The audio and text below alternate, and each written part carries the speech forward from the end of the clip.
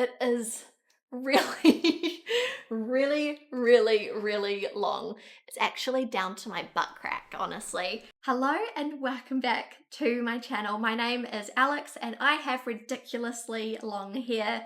It is all mine, I grow it myself.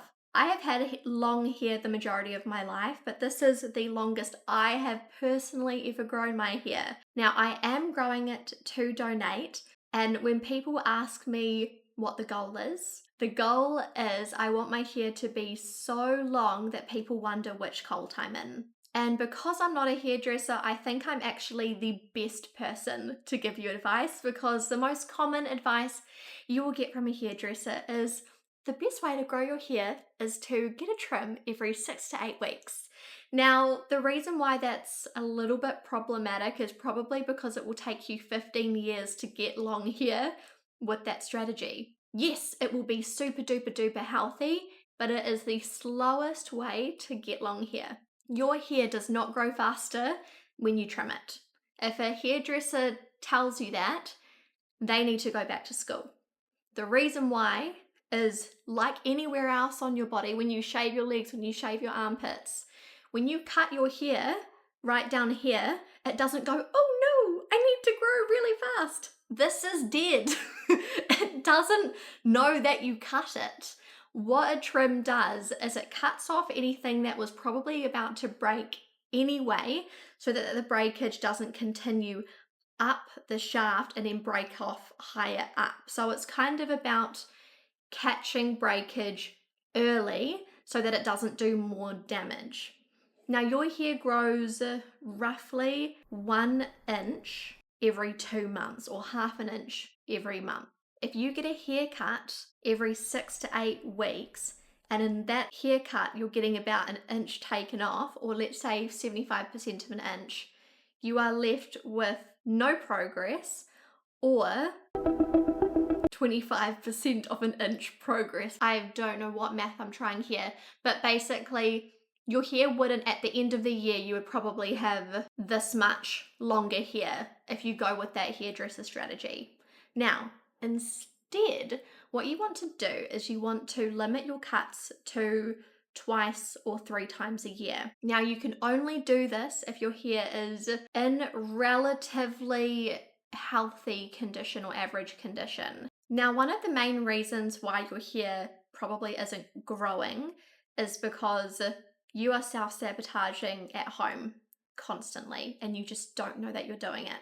So ways that you can self-sabotage is washing your hair too often, not using high quality products or using damaging products. You could be not using a heat protectant. You could be using a heat protectant but blasting your hair with heat and frying your hair. You could be sleeping super rough on your hair. You could be going to the swimming pool too often and not thinking about how the chlorine is damaging your hair. You could have hard water literally in your tap, so you could be just washing your hair with hard water and that could be drying out your hair. You could be in the wind a lot. The wind damages your hair. You could be in the wind and the sun a lot. That also damages your hair. You could be brushing your hair too hard. You could be brushing the knots out of your hair like you could be brushing your hair when it's wet and your hair can't take that. I think those are the main things. There are so many different things that I just mentioned in there that you could be doing. So all this to say, no, you do not need to get your hair trimmed every 6 to 8 weeks in order to have really long, healthy hair. But in order to skip a few trims per year, you really need to look after your hair well at home. Otherwise, your hair will just break and look like, add the word in there that you want to. So what you need to do is take care of it at home incredibly well. Now, I have a hair tutorial that I've already done, but to just basically say the key things in that tutorial that you can notice is I'm using high quality products.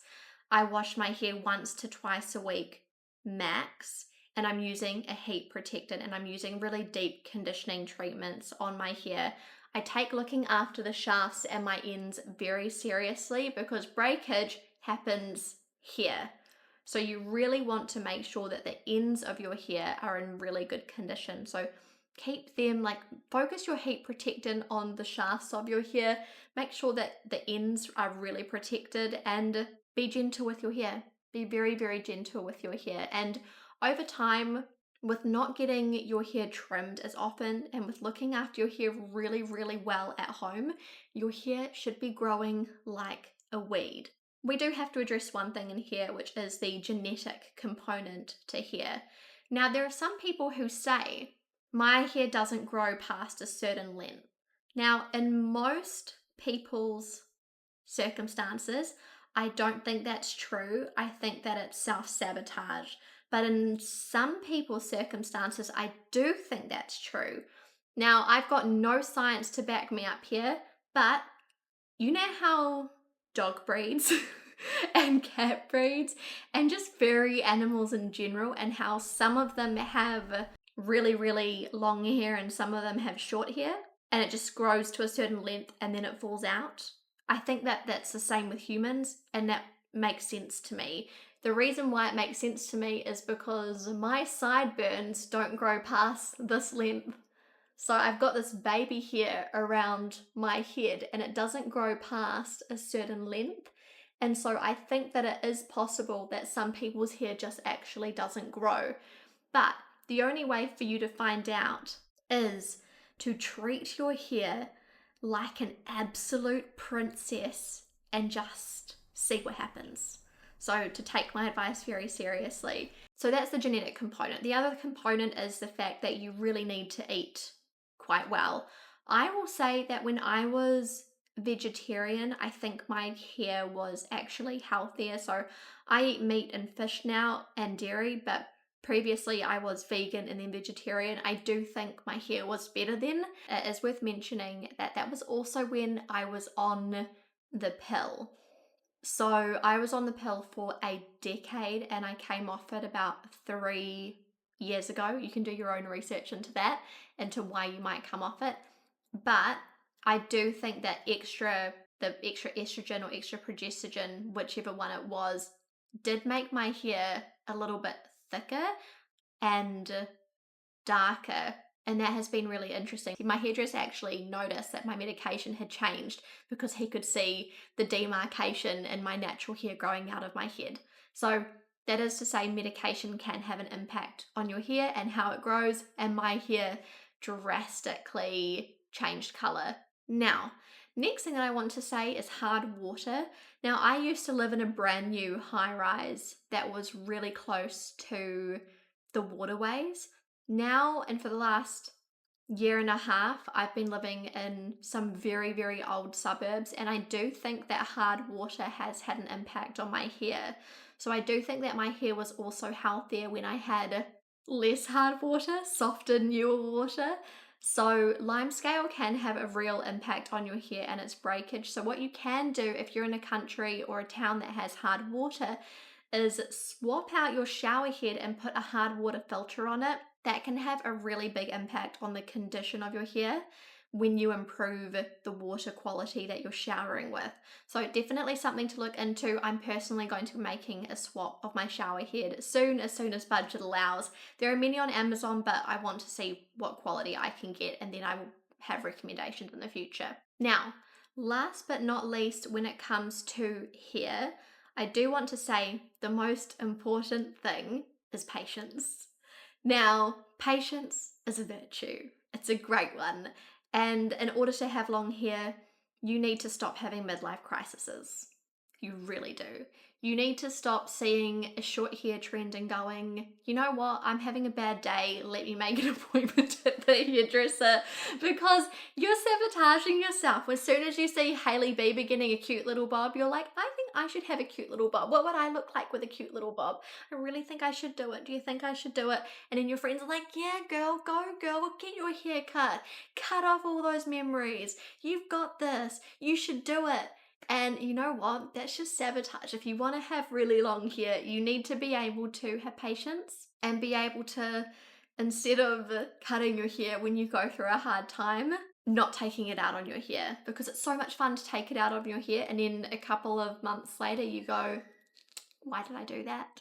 I know many people who've had a bad week, have gone to the hairdresser, or have asked for a trim, not talked to their hairdresser about what a trim is to them, and then all of a sudden they walk out with hair this much shorter. So patience, get on the same page with your hairdresser when it comes to a trim. Look after your hair incredibly well at home. Use heat protectant. Get that hard water filter. Get a really high quality hair mask that you use once a week in lieu of a conditioner. Eat a healthy diet.